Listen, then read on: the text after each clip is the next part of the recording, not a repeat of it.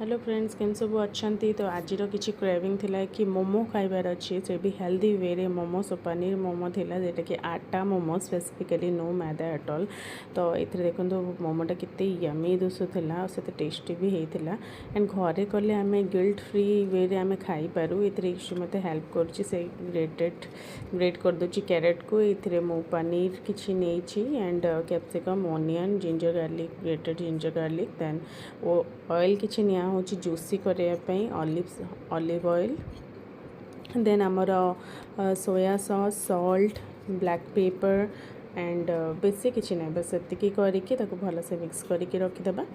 Then आमर जो normal आटार डो अच्छी मुझे गोटे बड़ गिनार एमती छोट छोट कर देती गोटे गोटे छोट छोट रोटी भाया एंड से गोटे गोटे कर मोमो को प्रिपेयर कलु।